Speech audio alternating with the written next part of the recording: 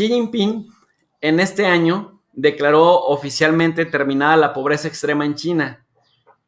Pero acá lo que les importa es que China tiene armas nucleares y que se lleva a cabo un genocidio contra los uigures de 1.8 millones de uigures detenidos extrajudicialmente en campos de internación y que entre 5 y el 10% de los detenidos mueren cada año en los campos. ¿Qué va a hacer China y qué sigue para China con este liderazgo? Y por otro lado, digo, estamos haciendo un poco de prospectiva, pero antes de esto, si con Hu Jintao se crearon las condiciones para hacer de China una superpotencia económica que, como bien dices, rebasa a Japón, pues con Xi Jinping se está dando el alcance y casi no tardaría mucho para rebasar a Estados Unidos. ¿Qué hizo diferente Xi Jinping a su antecesor, Germán? Muy bien. Por un lado, hay digamos que un proceso que corre en paralelo. Es decir, en algunos términos ha habido una mayor centralización del poder. ¿Qué quiere decir eso? Que en precisamente construcción del Partido Comunista de carácter piramidal, pues se pensaba, y el secretario general del Partido Comunista es obviamente el, digamos, representante político mayor o de mayor jerarquía en China, que es en este caso Xi Jinping. Por ahí ha hecho algunas, digamos, grupos o comisiones, algunos se llaman grupos pequeños de liderazgo o comisiones para tratar ciertas temáticas que se consideran primordiales para China, que van desde la digitalización, la ciberseguridad, los asuntos con Taiwán, las reformas fiscales, las cuestiones de las reformas económicas, una serie de cuestionamientos que agrupan precisamente la cúpula china. Lo que pretenden ser es una especie de cinturón ministerial o supraministerios en los que conectan muchas actividades que van en relación con coordinación política, es decir, que no solamente se ejecutan bajo una misma agencia o bajo un ministerio, sino que requieren de la cooperación ministerial. Entonces lo han hecho para, digamos, hacerlo mucho más rápido y más eficiente en términos de la urgencia y de la importancia de las temáticas. Entonces por ahí vemos esa centralización. Sin embargo, también vemos una descentralización en términos que cada vez digamos, los niveles por ejemplo, de lo federal a lo local, cada vez tienen mayor autonomía y esa autonomía, por ejemplo, pues lleva a veces a sentidos de competencia, a veces unas competencias sanas, a veces no tan sanas, por ejemplo, para la atracción de inversión extranjera directa, para el establecimiento de ciertos centros de desarrollo tecnológico. Y entonces vemos por esta parte esto que está corriendo en paralelo, que está sucediendo precisamente con el periodo de Xi Jinping e impulsado por la misma dirigencia del secretario general del Partido Comunista. Y entonces lo que a veces nada más se nombra es que hay un pedacito lo primero que sale siempre en las notas es Xi Jinping se centraliza el poder, Xi Jinping quitó el término de la Constitución para el periodo de los 5 años. Vamos a ver, en 2022 llegaría a su 5º año de su segundo periodo. ¿Qué es lo que sucede? Por ahí se está probablemente especulando que quizás, incluso ya se están perfilando nuevos cuadros dirigentes que podrían suplir a la dirigencia actual y se está hablando incluso de una 6ª generación de liderazgo que va la primera generación precisamente con Mao, luego Deng, Yang, Hu, Xi y la que podría venir después de Xi Jinping, ¿no? Que ellos son, digamos, como las cabezas de esas dirigencias, pero que son todo un grupo que viene detrás de ellos.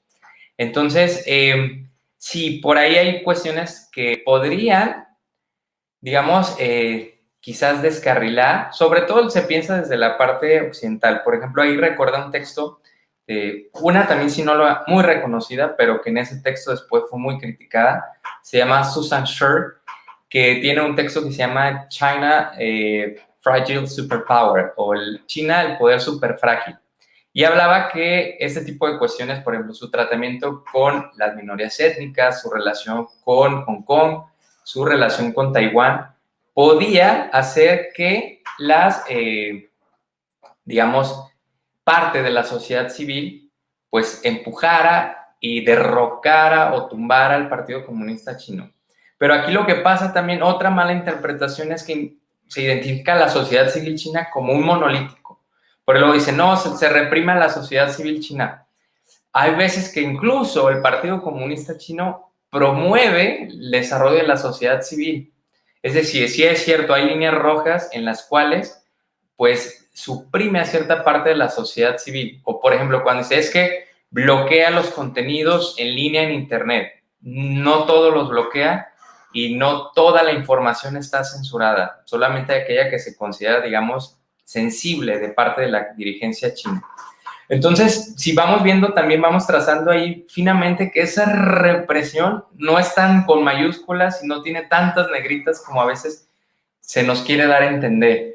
Y en ese sentido, vemos que probablemente también habrá que ver el próximo año que se reúne el Congreso Nacional del Partido Comunista Chino. Este congreso se reúne cada 5 años. Y en esos cada 5 años, pues ahí se ponen los planes para la economía, los planes para el desarrollo político y, por ejemplo, también se empiezan a mover las cuestiones de los cuadros dirigentes.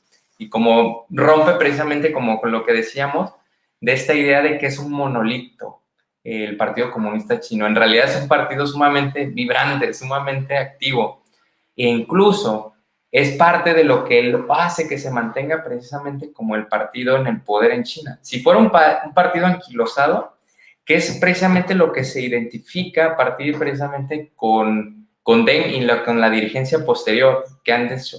Bueno, no nos podemos dormir en los laureles y no podemos nada mencionar de que, bueno, somos un partido numeroso y somos el partido más grande en el poder, pero dice, hay que hacer cosas también, cosas para la gente, que se vea entonces, porque cualquier partido en el poder, pues lo que busca es mantenerse en el poder, ya sea en un sistema político como el de China o en una democracia. En las democracias, digamos, electivas o representativas se hace a partir precisamente de la elección representativa.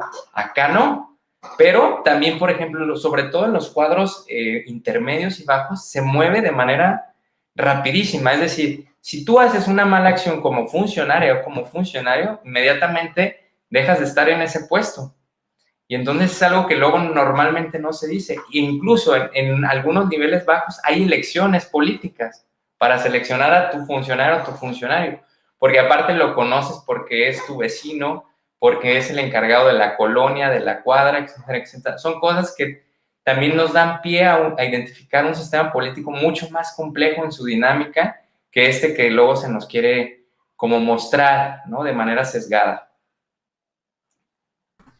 Definitivamente, mi querido Germán. Y esto que dices me parece muy importante porque incluso también, por ejemplo, en el tema del bloqueo del Internet, de Google, de los servicios de Mark Zuckerberg como Facebook, WhatsApp, ¿no? Hasta Twitter, pues de pronto uno baja una VPN y uno puede estar comunicado con el mundo. Sin embargo, es cierto que el Partido Comunista Chino también ha cuidado que no se pervierta a los chinos desde Occidente, porque parece nada, pero los estadounidenses llegan con el soft power y llegan con la televisión y llegan con el internet y llegan culturizando o desculturizando a las sociedades, desarraigándolas de su nacionalismo, de sus orgullos nacionales, y esto le cuesta mucho más trabajo a los gobiernos posteriormente lidiar con las sociedades así.